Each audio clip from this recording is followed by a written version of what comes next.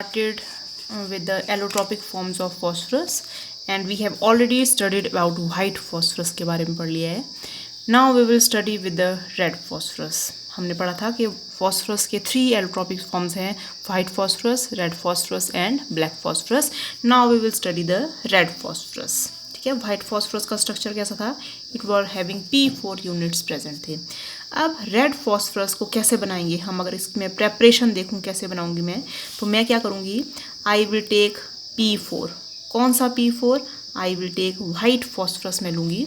White phosphorus को मैं heat कर दूंगी इन एब्सेंस ऑफ ऑक्सीजन या एब्सेंस ऑफ एयर में हीट कर दूंगी. जो भी मेरे पास फॉस्फोरस बनेगा वो कैसा फॉस्फोरस बनेगा मेरे पास? I will get the red phosphorus पर मिल जाएगा मुझे. ठीक है, heating white phosphorus in absence of air result in formation of red phosphorus. इसी रेड फॉस्फोरस को अगर मैं बॉयल कर दूं, किसमें? इनर्ट एटमॉस्फेयर में. इनर्ट एटमॉस्फेयर है, अगेन ऑक्सीजन की एब्सेंस में अगर मैं इसको हीट कर दूं तो फिर से मुझे क्या मिल जाएगा? वाइट फॉस्फोरस मिल जाएगा. तो this forward method it is the preparation of red phosphorus. Is it clear? So अगर मैं इसका स्ट्रक्चर देखूं तो मैंने वाइट फॉस्फोरस का स्ट्रक्चर क्या देखा था? ऐसा स्ट्रक्चर था, P4 यूनिट्स टेट्राहेड्रली अरेंज्ड है. रेड फॉस्फोरस का स्ट्रक्चर भी बिल्कुल ऐसा है, लेकिन कैसी चेन है? These are the polymeric chains. White phosphorus का जैसा P4 यूनिट है, P4 यूनिट की ही कैसी चेन बन जाएगी? Polymeric chain. जैसे I have P P P P P like this. Next phosphorus का P4 का यूनिट ऐसे, एक और फॉस्फोरस का P4 का यूनिट ऐसे. तो एक एक यूनिट तो क्या है? White phosphorus.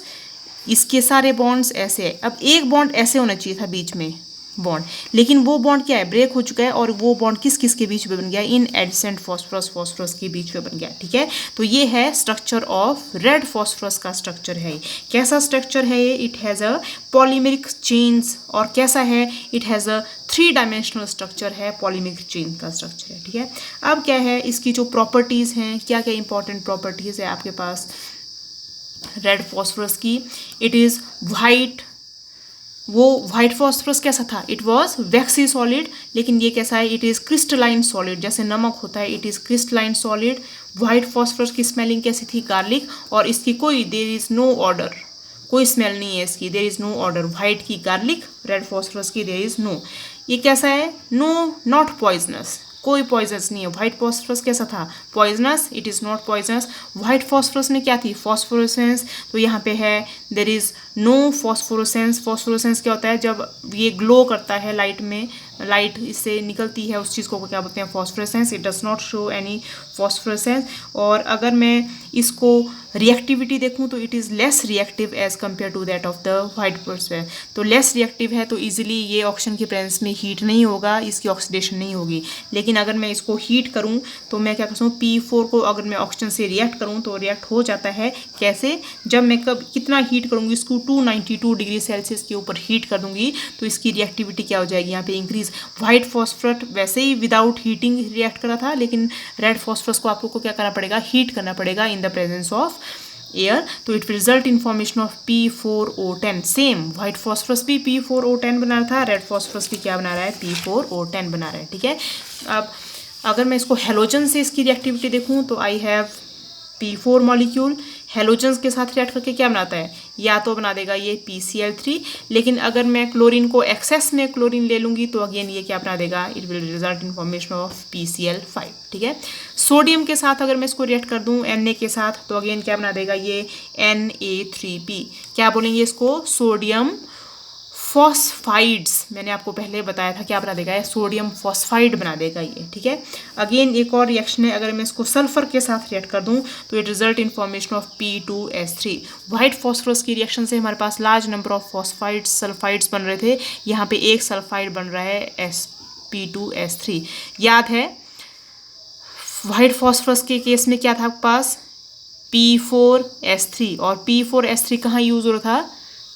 कहाँ पे यूज़ हो रहा था? मैच स्टिक बनाने में यूज़ हो रहा था. वो याद आया आपको? कैसी मैच स्टिक थी वो? स्ट्राइक एनीवेयर मैच स्टिक्स बनाने में काम आ रहा था वाइट फॉस्फोरस का. ठीक है, अब क्या है?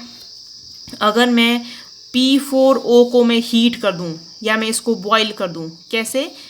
इन इनर्ट एटमॉस्फेयर में, इनर्ट एटमॉस्फेयर मतलब ऑक्सीजन की एब्सेंस में। तो मैंने अभी आपको स्टार्टिंग में बताया कि P4 रेड फॉस्फोरस को, ये कैसा है, इट इज़ रेड फॉस्फोरस। अगर मैं इसको बॉयल कर दूं इनर्ट एटमॉस्फेयर में, अगेन कैसा बन जाएगा, P4, लेकिन ये वाला कौन सा बन जाएगा, it will be white phosphorus की सिंथेसिस होगी ये। तो this is all about red phosphorus, ज़्यादा डिटेल नहीं है। नेक्स्ट पढ़ेंगे हम black phosphorus. Black phosphorus, it is the third allotropic form of phosphorus. Black phosphorus exist in two forms. Further दो फॉर्म्स में है, अल्फा ब्लैक फॉस्फोरस और एक है आपके पास बीटा ब्लैक फॉस्फोरस। ठीक है, अब मैं कैसे बनाऊंगी अल्फा ब्लैक फॉस्फोरस और बीटा ब्लैक फॉस्फोरस। मैंने फर्स्ट ले लिया रेड फॉस्फोरस, एक ले लिया मैंने वाइट फॉस्फोरस। रेड फॉस्फोरस से बनता है alpha black phosphorus, white phosphorus से बनता है आपके पास बीटा ब्लैक फॉस्फोरस।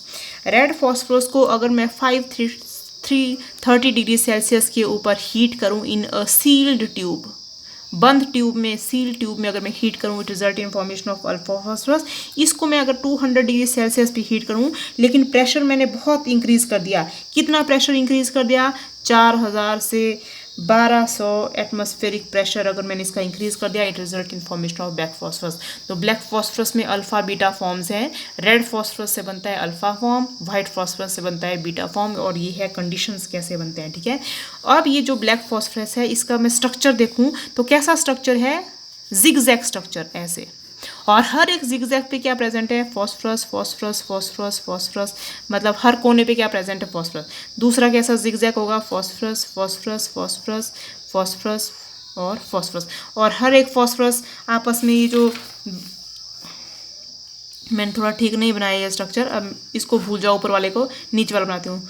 क्या बन जाएगा, phosphorus phosphorus phosphorus phosphorus phosphorus phosphorus और फॉस्फोरस, इस टाइप का जिगजैग। ऊपर वाले को भूल जाओ अभी। ठीक है, नीचे वाला स्ट्रक्चर देखो, ये बना, और ये वाले जो है ये बॉन्ड्स कुछ कुछ कभी कभी यहाँ पे बीच बीच में क्या हो जाएंगे, अटैच। तो this is the highly polymeric form, बहुत लंबा पॉलीमर बनाता है। और कैसा फॉर्म बनाता है, इन द जिगजैग फॉर्म में बनाता है, जिगजैग फॉर्म पॉलीमर फॉर्म में बनाता है, और it is the polymeric form. और ये जो बॉन्ड एंगल है, इट इज़ 99 डिग्री सेल्सियस, तो it is highly polymeric form.